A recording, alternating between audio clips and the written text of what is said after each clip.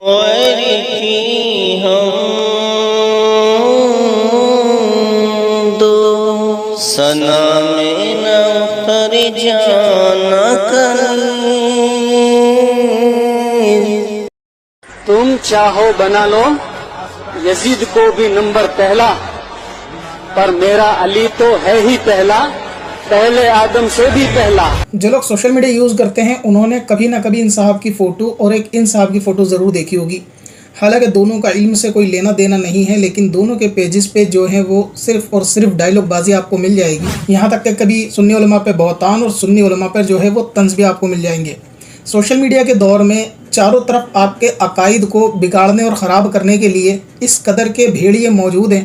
کہ جس سے آپ کو اور خود اپنے چھوٹوں کو، اپنے آنے والی نسلوں کو بچانا بہت زیادہ ضروری ہے۔ آپ یقین جانیں کہ ہر بندہ سوشل میڈیا پہ بیٹھ کر خود اپنے من کی منطق اور اپنے من کے مسائل اور عقائد لوگوں میں عام کرنے کے لیے جڑا ہوا ہے۔ پھر اس چیز سے انہیں فرق نہیں پڑتا کہ وہ عقائد کفر کے قریب ہیں یا نہیں، اور ہمارے بنیادی عقائد اور اصول کیا ہیں یہ لوگ ان سے بھی واقف نہیں ہوتے۔ جیسا کہ آپ نے ان صاحب کی ویڈیو دیکھی کہ حضرت آدم علیہ السلام سے بھی پہلے حضرت علی تھے، یعنی گویا حضرت علی کو جو ہے وہ حضرت آدم علیہ السلام سے فضیلت جو ہے دی جا رہی ہے، اور یہ بالکل صراحت کے ساتھ کفر ہے، اور اس کے کفر ہونے میں کوئی شک شبہ بھی نہیں۔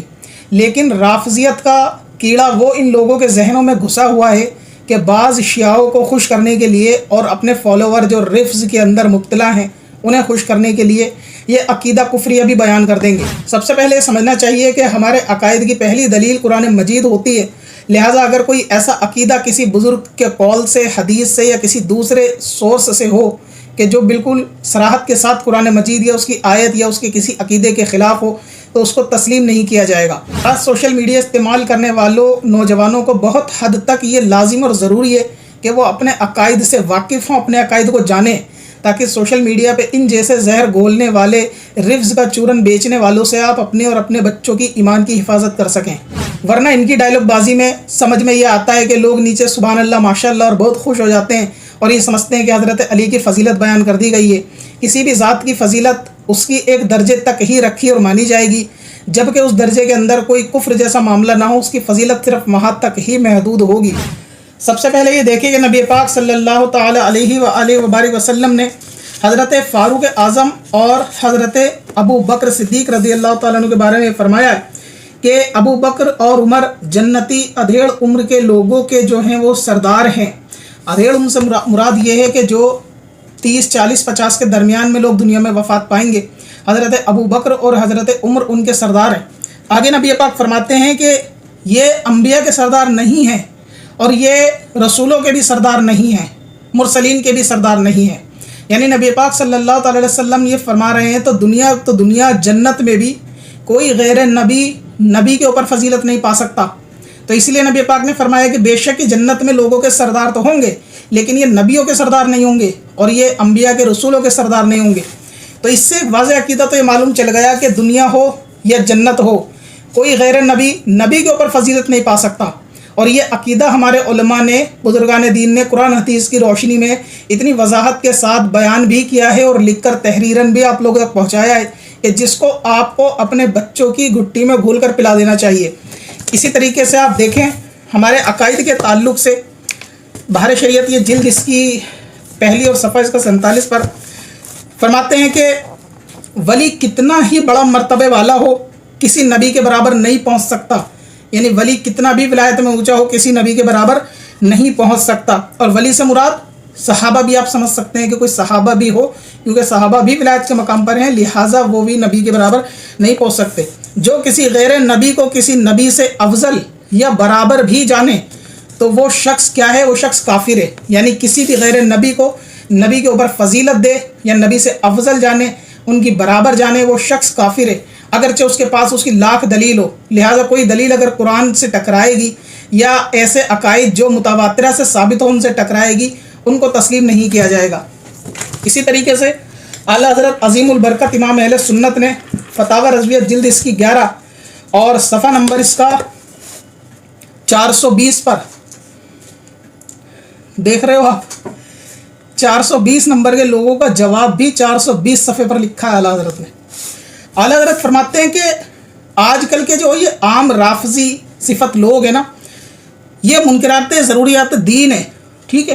اور یہ بلا اجماع کفر ہے، یعنی بلا اجماع یہ لوگ کافر مرتدین ہیں، یہ لوگ دین کا انکار کرنے والے، ضروریات دین کا انکار کرنے والے۔ ایسے رافضیوں کے بارے میں امام اہل سنت فرماتے ہیں اور کہتے ہیں کہ اگر ان کی باقی کفریات کو ہٹا دیا جائے کہ ان کے اندر کیا کفریاں ہیں کیا نہیں ہیں، دو کفر ان کے اندر ایسے ہیں رافضیوں کے اندر، شیعوں کے اندر، کہ وہ کفر ان کے عالم میں، ان کے جاہل میں، مرد میں، عورت میں، سب کے اندر جو ہے وہ شامل ہے۔ اور ان میں سے ایک فرماتے ہیں کہ مولا مشکل کشا حضرت علی کرم اللہ وجہ الکریم کے تعلق سے کہ انبیاء سابقین یعنی پچھلے انبیاء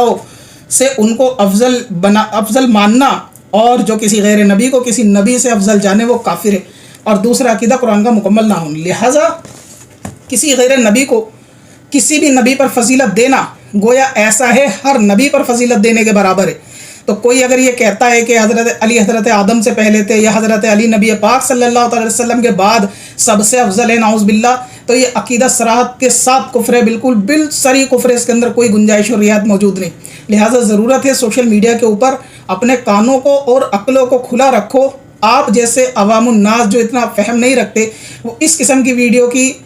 کو دیکھتے ہیں اور ان کے کفر کے اندر وہ یہ خیال بھی نہیں کرتے کہ انہوں نے کیا بولا کیا نہیں بولا، اور کمنٹ سیکشن کے اندر جب شروع ہو جاتے ہیں۔ اور میں ان جناب سے بھی کہنا چاہوں گا کہ اگر آپ کے اندر غیرت ہو کہ جن اشرفیاؤں کا آپ نام لیتے ہیں، کبھی اشرفیاؤں میں جا کے اپنے بڑے اور بزرگوں سے معلوم کر لیں کہ حضرت علی کے تعلق سے ان محترم کا کیا عقیدہ ہے اور ان کا کیا نظریہ ہے، تو آپ پائیں گے کہ آپ پر حکم کفر آپ کے بڑے ہی لگا دیں گے کہ اگر آپ حضرت علی کو حضرت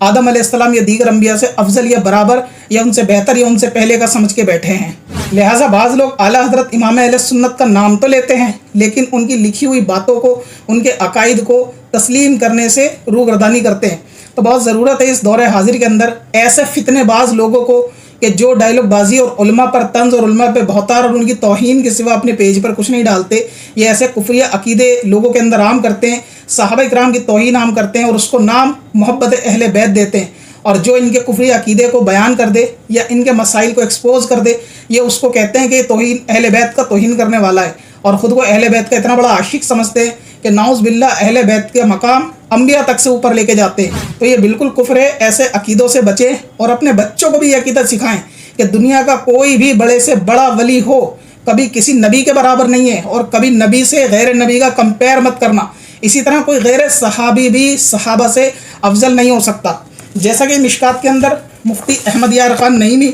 رحمۃ اللہ تعالیٰ علیہ نے اسی کے تعلق سے حدیث کے اندر بیان فرمایا ہے کہ جو نبی نہ ہو، کیونکہ کوئی غیر نبی کے برابر نہیں ہو سکتا، جیسا کوئی غیر صحابی کے برابر بھی نہیں ہو سکتا۔ لہٰذا نہ کوئی غیر صحابی کے برابر ہے، نہ ہی کوئی غیر نبی، اگرچہ وہ حضرت علی ہوں، حضرت صدیق اکبر ہوں یا حضرت فاروق اعظم ہوں، اس کے باوجود بھی کوئی نبی کی برابر یا کسی بھی نبی کے مقابلے میں نہیں ہو سکتا۔ لہٰذا یہ عقیدہ اپنے بچوں کو گاٹھ باندھ کر سکھا دو کہ کوئی بھی غیر نبی کے برابر نہیں، کوئی غیر صحابہ کے برابر نہیں، تمام صحابہ لائق احترام ہے، تمام اہل بیت لائق احترام ہے، اور کبھی غیر نبی کا مقابلہ یہ افضلیت نبی پہ نہیں ہو سکتی، تاکہ آپ کے بچے سوشل میڈیا استعمال کرنے پر ایسے رفض کے مریضوں سے، ایسے رافضیوں سے اپنے ایمان کی حفاظت کر سکیں اور ایسے کفریہ عقیدے سے اپنے ایمان کو بچا سکیں۔ اگر آپ بھی آسان طریقے سے گھر بیٹھے اردو پڑھنا لکھنا سیکھنا چاہتے ہیں تو آج ہی ہمارا بیسک اردو کورس خریدیں۔ بچے اور بڑے سبھی کے لیے۔